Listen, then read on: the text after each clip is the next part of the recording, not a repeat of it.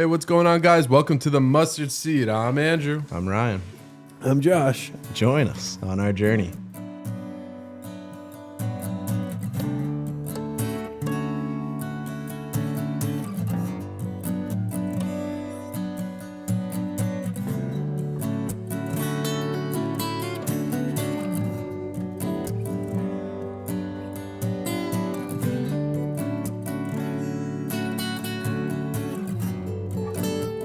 It's Wednesday morning. You know what that means. We're back at it.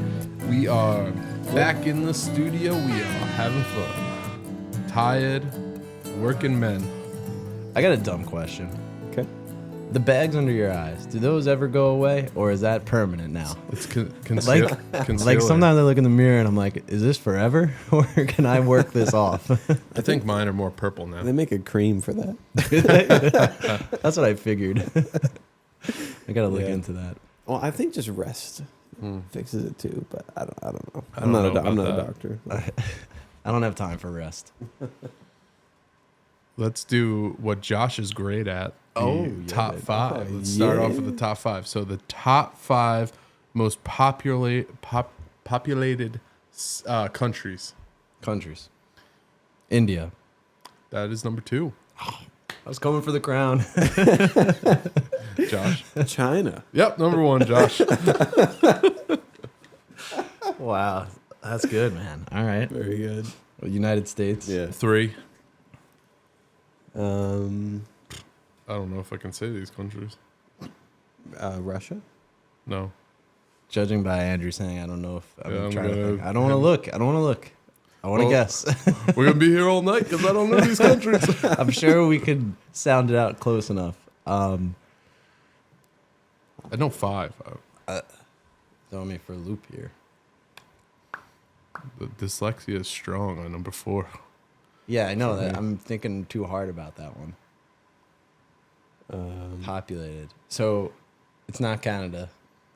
No. Because you'd be able to say that. I could say Trying to think of like I big, think there's like more moose than people there. Is this Germany? Germany. Is it? What's like a? I honestly It's don't only know if I number could 4. I think don't of. know if I can. I don't know if I could think of anyone else that like really populated. The Philippines? No. Everything's pretty tiny outside of Yeah. 5 I can. the I United. know 5. 4 is the one that I'm. 4 is the one you don't know. Germany. You said that before, but that's not. Hmm. I'm definitely stumped. I'm not too sure if I'm gonna be able to. 5, I believe, is Pakistan. Pakistan, Oh, And Pakistan. 4, Indonesia. Indonesia. I never would have guessed those. I wouldn't have either. So you Yeah, got we China could've been number here all 1, day. India, US 3, Indonesia, Pakistan. and Pakistan, which Indonesia is very hard for dyslexics to read. Pakistan threw me for a loop. I never would have guessed Pakistan or Indonesia. Yeah. Indonesia. I was thinking Europe. Is Indonesia in Europe? Where's Indonesia? That's like I'm gonna say that's more like towards Russia, right? Like Yeah, south. it's like the Pacific or what ocean? I don't know. I I'm don't know an geography. astrologist. Geography. Yeah, it's south of the Asia, South. It's on the other side. the main the land mass. I've seen it. I'd probably point it out to you. Find a globe. Have you guys in school? Did you ever learn or get tested on the 50 states? Like I remember I had a test where it was just a blank Yeah. picture of the United States. Isn't there technically 51 now? Is it technically 51? Pluto's not a state. Puerto Rico. Oh, Puerto Rico is a Yeah. part of it. I think I could still do it. If you gave me a blank United States, I think I could still do it. Yeah. I feel like I could. Just I probably would No. switch some middle ones by accident, you know. Nah, Those are the tricky ones. Yeah, and I wonder if you could you name all 50 of them without seeing the map? Like if it was just 1 to 50, would you be able to name all 50 of them? that's a good question. I think I could. You know I what I, don't know. saw? That's like a joke from the I don't know if you've seen it or not, but Friends. Like there's an episode where they do that, and they can never remember what they like stop at 49, And can't and get they the can't 50th. remember what the 50. That's like the whole episode is them trying to figure out what the 50th one was. I feel like I feel like it could. If we So, pulled up a list, maybe I- we'll do a bonus feature and go on Patreon. We'll name all 50 I states. saw this thing where this guy they were in New Mexico. No, they were in Texas, right? And he had a New Mexico license, and they were getting married in Texas. He was marrying a Texas girl, and he had to present his license, and they said, "Sir, you have to be a citizen." He's like, "What are you talking about?" From New Mexico. Oh, no. And then he gets the manager, and the manager's like, "Sir, yeah, but you have to be a citizen. We need your passport." He's like, "No, it's like a New state." Mexico's a state. I guess that's one that you could forget. New Mexico does sneak in there, you know? You kind of forget it's there. That wasn't my dad joke. That was a true story that I saw on the news. Speaking of dad jokes, I'll do it real fast. A grasshopper walks into a bar, and the bartender goes, "Oh, I have a drink named after you." And the grasshopper goes, "You have a drink named Steve?" That's a classic. That gets me. Simple. Yeah, that was good. Oh, I missed it. There you go. Wait till You've the been punch. on it, Andrew, with your dad jokes. You've been doing good. Yeah. Keeping us on our toes. There you go. Round of applause. What was that first sound that you played by accident before? It was like it's a music. So we can put our song on here. There you So go. that when we start, we could like have. Have it play. Wow, this is a pretty cool little vibe. I am. I'm loving that. All right, on that note, let's get into the topic. That was good. I just hear you. I have no music, but Oh, you didn't hear the Yeah, no. music? Oh, you didn't hear it? no, that's Oh, all right. man. If I can hear us, Yeah. doesn't matter. You could hear Josh? I can hear Josh. I can hear you. Mm. I can No hear music. God. Wow. That's impressive. So I wanted to talk about Romans 7 a little bit, and just like what Paul was trying to get across, and just kind of like unravel that and see how you guys felt about that. I don't know if you guys were able to read the passages a little bit. I did. Um, I did read. there's a little snippet I sent to Josh to read. So it's Romans 7:13. It says, "Therefore did that which is good become a cause of death for me?" One more time for the people in the back. Therefore did that which is good become a cause of death for me? Okay, that hit the second time. Did So- that which is good become a cause of death for me? Yeah, I totally didn't accent that. Like, therefore did that which is good. Yeah, close. Had to break it down a little bit.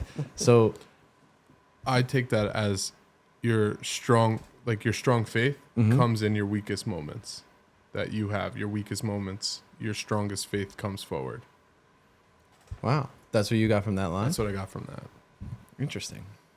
Therefore, that which is good, did what is good then bring death to me? By no means, it was sin. So, okay, cool. Because my first initial reaction to that was, like, what has once been good has now caused sin, in the sense of allowing something that might be a good to become too much of my life. Like, it consumes the things that, or replaces God in that sense. You know what I mean?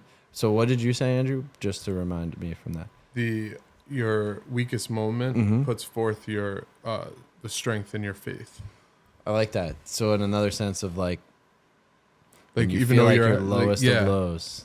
the strong part of your faith comes forward. Yeah, so that's kind of emphasizing the death for me, like that kind of concept of like I'm in my lowest now as a result of maybe idolizing something good or misusing something, and then now I'm able to be weak, so therefore I'm strong, like that kind of concept through the Lord.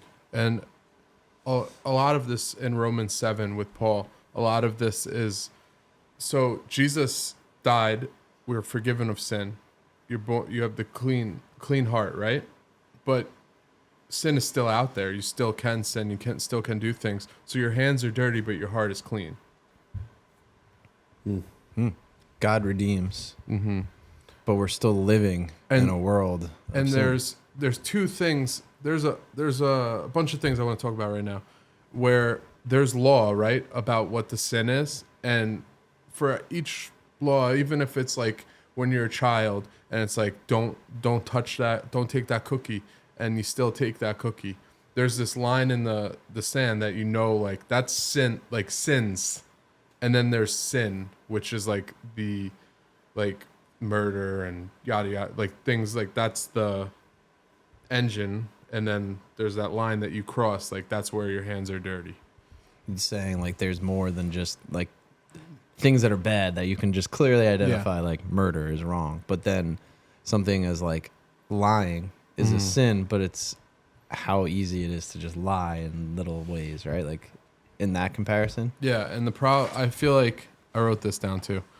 The problem with that is like this culture, we have told ourselves we should govern by our feelings, and we almost made that like a false idol. Oh, it is 100%. You know, it is. It really is, because when you do that, when you create this kind of relativism where everyone says what I feel is true, what I feel is right, and so therefore I'm going to act upon that, you're becoming God. Like, and so you're creating little gods that are just wreaking havoc, you know, in their lives and in others as a result. And it's not in line with what the Lord longs for his people, you know. You know, a lot of what I've been listening to and reflecting on during Lent is like that total surrender of self. And that's a challenge, I think, in today's world too. And I feel it too. Like how you're explaining your feelings and kind of relating to that. Like God asks us to go further like than that, like to totally surrender yourself. Like even in the situations where, you know, it's not necessarily like a bad choice, right? But it's the constant decision to put others first that can help in like those major times where you need to surrender and choose God over yourself. it's funny you said that, because it's like I wrote down this too. Like when I was preparing for the week, there is always a constant tension in your life between the flesh and the holy and the spirit, and that's like what I think you're going off of. Definitely, and that's where like our Lent is a reminder and a way to practice. Like It's like a reset. yeah, no, of course, it's like let's take a time to really just strip it down. Like, how can I live in a way where I'm totally reliant on God, from prayer, fasting, and almsgiving, right? Even as simple, I feel like I've been trying to challenge myself more during Lent of like doing something uncomfortable every day. And like, I constantly find myself being like, so why am I doing this? Like, it's not Friday. Like, I don't need to fast today or whatever, right? Like, you could always make little excuses like of the flesh, but it's the challenge to like make those little decisions can be very beneficial in a way. And that's, I think, where Lent and the practices of Lent is like a great way for us to just get stronger in our faith through those little sacrifices.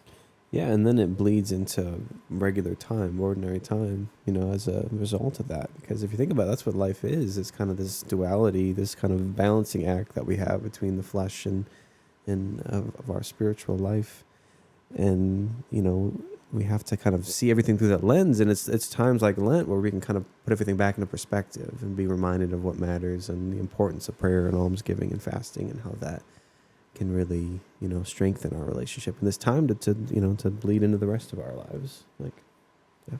That's what I think we talked about on like that first episode before Lent, when we were talking about, like, I just remember thinking about, okay, I'm going into Lent with the idea of that I want to create habits that will be lasting throughout the year. Because I always find myself starting off well, whether it's like in January because it's a new year or it's the beginning of Lent, and then Lent goes on and it's just like, all right, well, I did good for a week, so you know, I'm going to take a little break now, you know, like I think I did enough, you know, but it's, hey, how do you really persevere through that?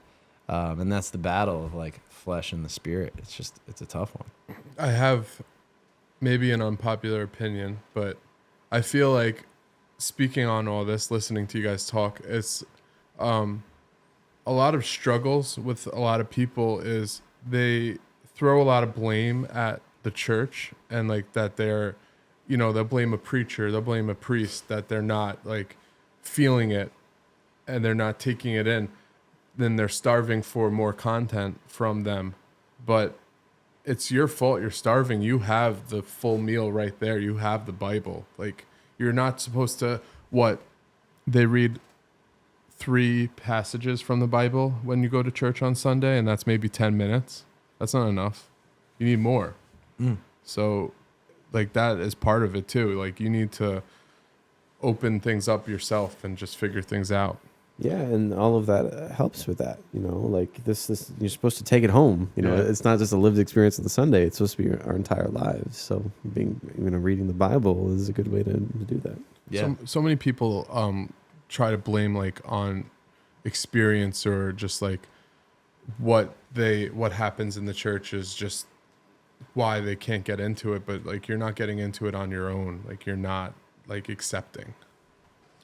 I think that's the challenge in today's world for sure, right? Like, I can definitely understand that, because you want to feel like you're getting something out of Mass, right? And I think the easiest thing to be like, well, the priest wasn't that good. I didn't have a really good Mass, but there's so much more that's there. I appreciate the fact that I feel like I've started to learn more about that. Like, just being in the presence of the Holy Eucharist and being at church, like, can feel satisfying to me, but to understand too that like, there's a deeper element than just like what the homily is, right? And like, I think that takes time for everyone as a Catholic or just as a person of faith. Like, it's something that I don't think I ever felt when I was little, but now I feel like I can appreciate more of just like what Mass is. But yeah, I definitely understand that, like what you're saying, Andrew. Like, there's more to just like who's preaching. It's about the sacrifice of the Mass, and that we get to witness that each Mass, like just the Last Supper, in a sense of like each time we're in Mass, and to feel that presence, that's life-changing. But it's not instant, it takes practice, I do feel. Yeah, and it's faith, and it's grace, and how do we grow in those things other than the willingness to receive it, and that's kind of where the challenge is how do we live our lives in a way where we're open to faith, where we're open to grace, to then be able to see more clearly. That's cool you said the word willingness, because I feel like that's where I've hit a little bit of a kind of a, not a crossroads, but more like a stop for myself with Lent. I've recently felt that, like, I went into Lent with this real like desire to create something meaningful for myself and just life, right? So I can take with me. And I felt like I got to this point after a couple of weeks of like God really asking me to do more, and like just really challenging me to like kind of take that next step of just like complete surrender, and like finding myself struggling with it. And it was like, is it the willingness that I'm like holding back, like willing to do that, to do more? You know what I mean? Like, how do I explain that in the best way possible? It's a like you what is it that you can find from your faith that can help you like be willing to go further, right? And I've been trying my best to lean onto the fact that like there is a reason that I'm here, right? Like, God individually loves each and every one of us, and that can be that like, okay, I understand that, so I'm willing to go further now. Like, but it's like, what is that for each person that can create like that willingness to go? Because I think the invitation is always there, right? God is always reaching out for us, but it's like, are you willing to really listen, or are you willing to really take that next step? And like, I think so much of it is us holding back, and not necessarily God not reaching out. And you know? in Romans 7, it covers that. It's like, no, you need to do it. Like, if you don't feel like doing it, well, that's when you should be doing it. Yeah. And that's what it really like covers. There's so many different interpretations people take from that chapter, I feel like, with Paul and him. I'd say the entire book of Romans, So it's very powerful. But yeah, I think kind of stemming back to what Andrew was kind of saying in the beginning, like, it's kind of in those moments where we feel God pushing us to things greater, and then when we kind of struggle achieving that kind of puts us in a place where like we can become receptive to those graces. because now it's like, oh, I don't know if I can, I don't know what it is, Lord. I don't know what more do you want? Like, what can I do? And in that moment alone, like you're reaching out, you're opening the door to something else. And then again, you just have to be able to see and to listen and to hear and to understand what the Lord is calling us to. But we have to have that moment where it's like, okay, I need some help here. I need some help. And then when you reach out, he gives you that strength and he gives you that. And then all of a sudden, like in those weaker moments, that strength can come in. Right there. What is the strongest thing? I'm going to piggyback off of Josh right there. What is like one of the strongest things you've ever asked for as a person? And I believe the strongest thing you can do as a person is ask for help. Yeah. It's not easy to do that. No. Right? Especially us as men. Yeah. Because people take that as you giving up when you ask for help. No, that's you not giving up, asking for help. Yeah. Because it's kind of like accepting that we're not God. Mm-hmm. And that's for us as men, like that's always the temptation in our lives that Satan wants to put in is like, we are God, and this kind of pride, this proud, this arrogance, this pridefulness. Like I can handle my own life. I can do it myself. I can all that. But in reality, it's like, no, like you're made with community in mind. You need help. And that's perfect because Satan is real. Satan is out there, and that is what we are navigating through as we figure this out. Yeah, and he wants to isolate you more than anything else. Like that's where he gets you, is in that isolation. So, yeah, and that's interesting. And even with within Romans itself too, like I was looking at what the passage that you had sent us, or we were talking about. It's like kind of the acknowledgement of like, I know what is good, but I'm still choosing what is wrong. Like, like I feel like you get to this point where it's like, I know if I just surrender, and I ask the Lord for help, like these things will get easier, or the things I'm struggling with, but it's the stubbornness of like, I got this, I can do it. That's the image I want to paint with, like, you have the clean heart because God, Jesus sacrificed himself and died for our sins, but then you have the dirty hands because you know what you're doing. So like you're clean, but then yeah. And even too within Romans, how it touches on like how sin so quickly almost feels like it consumes who you are. And I mean, you've said that before, Andrew, right? Like, what is it? The devil knows you by your sins, but God knows you by your name. It's like how you can beat yourself up over like the sin that you just constantly can't get away from, right? And it's like, as much as I know that it's wrong, I still end up in this situation, and I leave and I'm like, why? Like, how did that, you know what I mean? It's like, I knew it. And it's just this constant struggle. And it's not until the surrender that those things can kind of take place. And I think the most important thing through that is like perseverance. Like, don't give up. Just keep pushing, because it's always going to be a stumble and a bump and a bruise in the way, like on the way. It's just like constantly keep going. I heard this image recently, which was really kind of a cool image for me, because I think for us, like as fathers, like we can feel this too. Like to think about how, I don't know if I've said this on the podcast, think about like your son or your daughter getting hurt or doing something that like they shouldn't do, and they're wrong, right? But you instantly go over there and you comfort them, and say it's okay, and your love for them does not change one bit, right? And that feeling or that image of like a mother and a baby, or a father and a baby, is the same love that God has for us. And it's like, even when we make those little mistakes, like faith of a child, like think of that as how God is reaching out and saying, it's okay. Like, I'm here, and it's just, it'll do that every single time, no matter what. So he's always there for you. Yeah, no, definitely. And going back to what you're saying about kind of the nature of sin, it made me think of this line from Thomas Aquinas, which in Latin, it translates to like, sin is something that like deforms you. It like uncreates you. And there's something to that, where it's like you become less and less of like what you're being called to be every time that you sin and kind of fall into that temptation. But then what does the Lord do? When you go to him, when you ask for forgiveness, when you seek his loving hands and his creation, he recreates you. He brings you back together. Like, he puts you back together. So. brings you into who your truest self, right? Yeah. Like Matthew Kelly would always talk about that, like being the best version of yourself. Like that's what our faith does for us.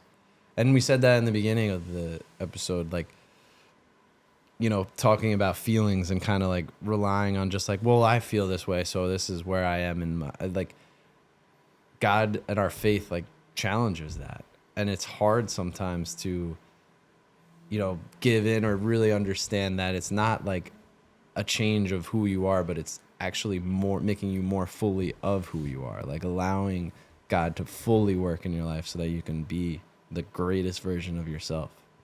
Yeah.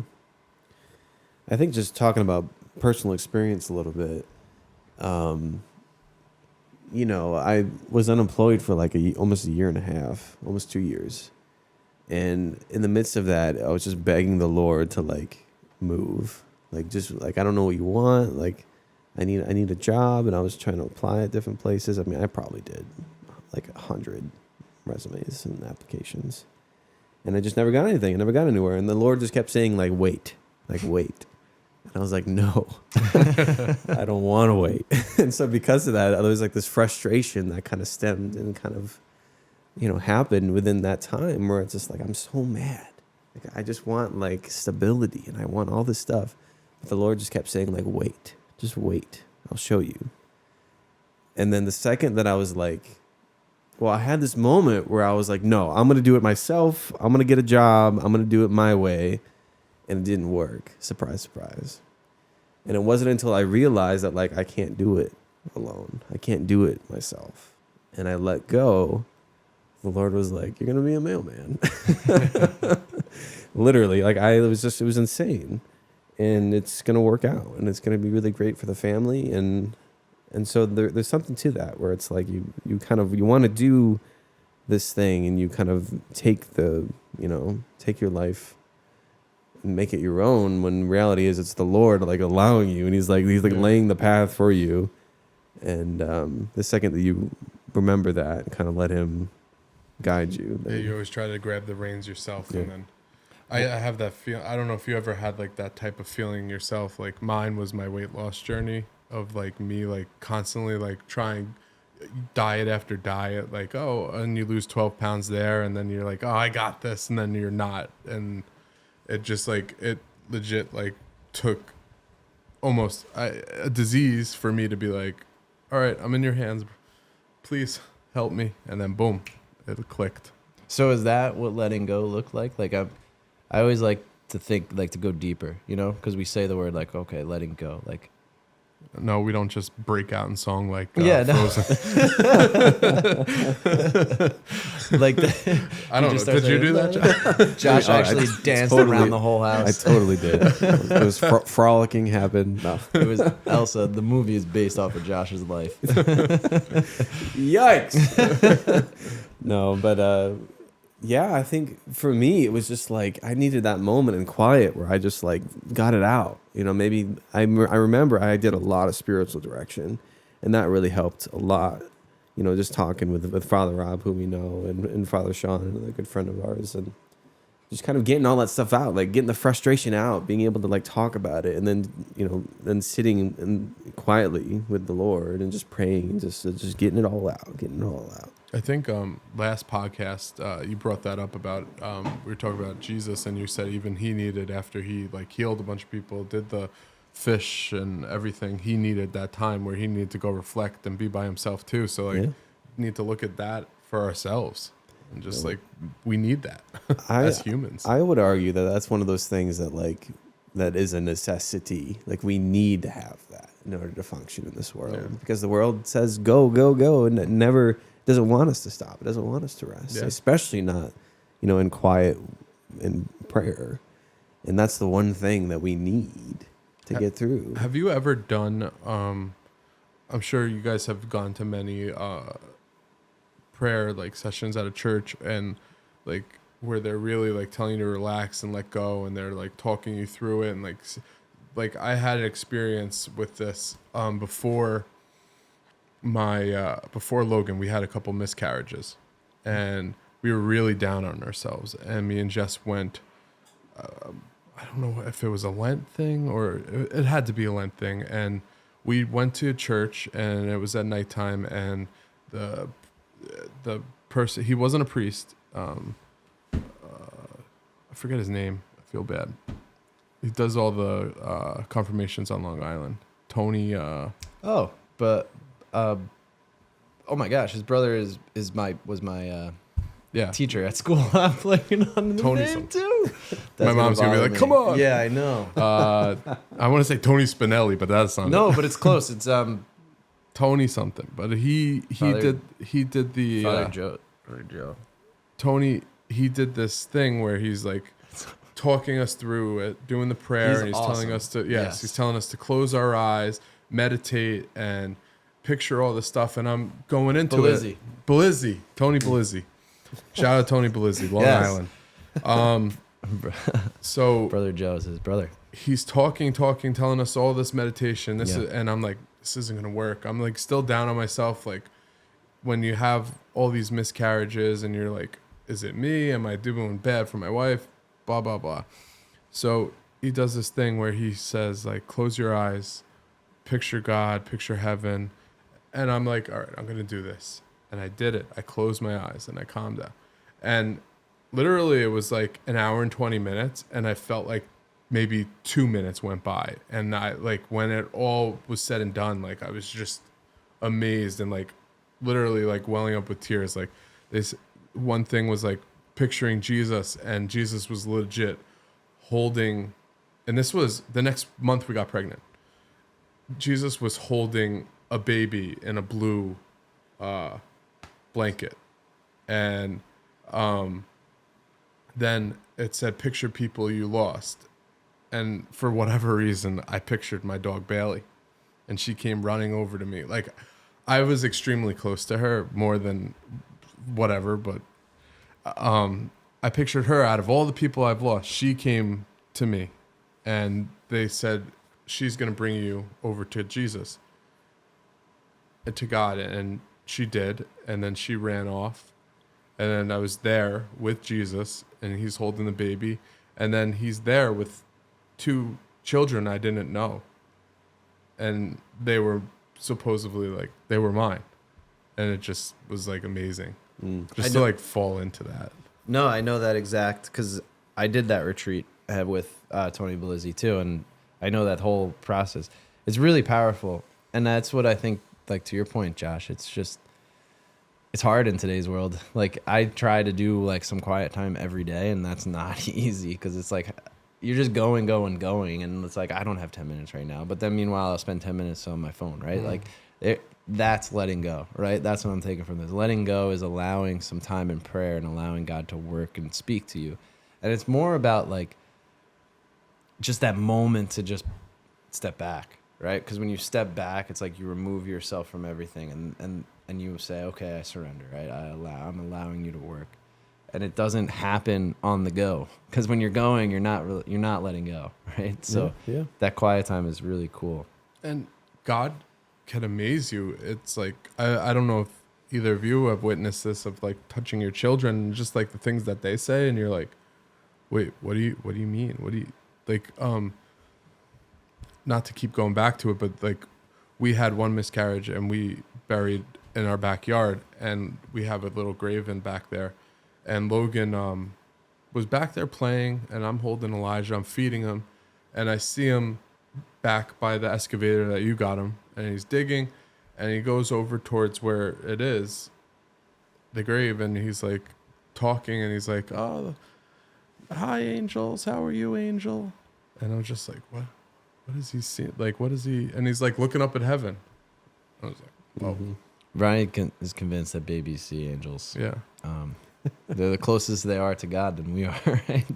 They came just a little while ago. There you go. Yeah. Yeah, it's just like kids have such an incredible capacity for this stuff.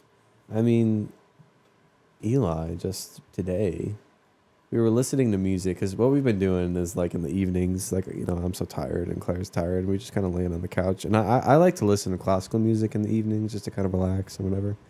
Because, yeah, I just get touched by the beauty. And we were just laying there and we were like listening to this incredible song.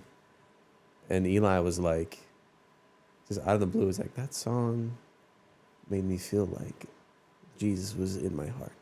I was just like, whoa, yes, like big parenting win. And Claire and I like high-fived. Like, it was like, whoa, that was so great. That's cool. That's neat to hear. Yeah.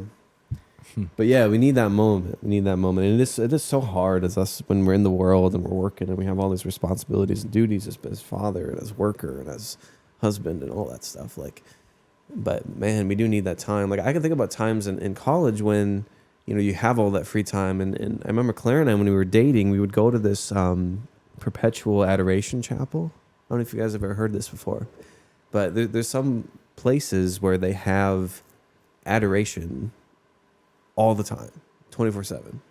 And so what they do is they have people on the schedule, and they have to sit in with Christ always. And so we would do that. We would sign up at like 3 a.m. or like, 11 p.m. or whatever. We would just go, and for an hour, it was only like 10 minutes away from the college, and we would just sit there and we would just pray in silence in front of the Eucharist. And those moments were the closest moments that I've ever felt with Christ. Sitting in a silent, warm room where you're a little sleepy, and you're just praying, and you're praying with a loved one, and it was like just being able to, like what we're saying, being able to lay everything down, all the stresses of the world. Like, I have these finals coming up, I have to practice with guitar, I have this this performance, all this stuff, and like in those moments, it just fills you up. It really does. And so it is so important for us to take that time, because we need it in order to like be who we're meant to be. And like we're saying, the best version of yourself. You need that time. And isn't it great, like, just to acknowledge that? But it's like, I want to go and do more, right? I want to actually do that, right? Because, every time I leave adoration, like, you always feel like, man, this was great. Like, why don't I do this every week? And then each week passes by and it's not, so I think that's a great reminder for us to make an effort, especially before Lent ends, as we're getting closer to that. That's great. And segue into potentially a consecration. Are we in? Yeah. Mm-hmm. So as we're talking about all of this, we're talking about fatherhood and who we are as men and what we're trying to strive to be as men. Saint Joseph is probably the most perfect model of a father of Christ, literally Christ's foster father, right? And just a husband. So recently I picked up the consecration again, and on May 1st, there is the feast day of Saint Joseph, the patron saint of workers. So for the next 30 days, starting tomorrow, actually 33 days, starting tomorrow after this episode is released, we're going to try and do the consecration. So it's really simple. If anyone's interested in joining us on this, it's available on Audible. So it's free on Audible, the app itself. It's the Amazon app. So the Consecration of St. Joseph by Donald Calloway, right? That's the one that we're going to be doing here, is on Audible. So you could listen along, and I think for everyone's busy lives, listening is probably the easiest. I think I might be listening just the amount of times just that I in spend your in car my car. drive, Yeah, exactly. Yeah. It's basically one. Listen while you deliver the mail. That's Yeah, it. Totally. There we go. But I'm just excited for what this can bring for us. Like, here we are.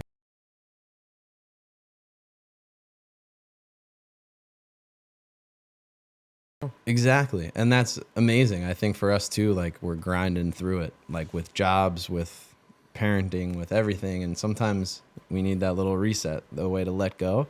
And I think St. Joseph is probably one of the greatest people to let go into. I'm just going to read this little paragraph from it to kind of explain why this is also important for us too. So there are many reasons, right, as to like why we can do this. But first, the father, ready? We need the spiritual fatherhood of St. Joseph to help us protect marriage and the family. Marriage and the family have always been under attack, but in modern times, the threats have reached extraordinary heights. I think we can all agree that there's a lot going on with marriage and families. And for us as Catholics, this is what we've talked about in the previous episodes, right? Like, the relationship that God desires with us can be emulated and reciprocated in marriage, in the sacrament of marriage. So for us, this is where St. Joseph really comes into play.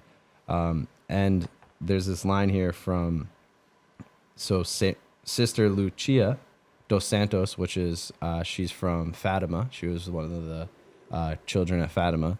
She says the final battle between Lord and the kingdom of Satan will be about marriage and family. So for us in it right now, with life, with work, with everything, I think we can turn to Saint Joseph and kind of allow him to guide some of our lives a little bit. So I don't know. I'm excited to do it, and I would love to do it with you guys. So for the next 33 days, I think we're going to consecrate ourselves to Saint Joseph. Yeah, let's do it. I'm excited about it. Awesome. Throwing it out there for anyone if you want to join us. Leave it in the comments. Tell us how your journey's going with us. Exactly. And since it's on Audible, it's easy. Turn off this podcast once we're done. No, not our podcast. Once the podcast is over, you turn on Audible and you can listen to that as well, and we could journey along together. And what they're usually like 15 minutes to like 30 minutes. Exactly. Sometimes. The longest is 28 minutes, but most of them are 15 minutes. And it follows St. Joseph's life. It gives a little reflection to think about, just like the characteristics of St. Joseph. And then you pray the litany of St. Joseph. It's really powerful. The last time we did it, that's when I felt like I took a turning point in life. When we're talking about letting go, that was 2020, the end of 2020 into 2021. I felt like St. Joseph started really guiding my life. So I would love to like get back into that, because I just feel like now is a great time. So yeah, cool. Something to throw out there for all of us to try and do together, all the listeners. And not just men. Yeah. St. Joseph is protector of virgins, right? The protector of Mary, his husband and bride. So it's pretty cool. Yeah. We appreciate you guys. Follow along with us. We appreciate all the subscribers, all the likes, all the comments. Keep it up. Thank you so much. We are also on Spotify, and YouTube is the main channel. And stay rooted in Christ, and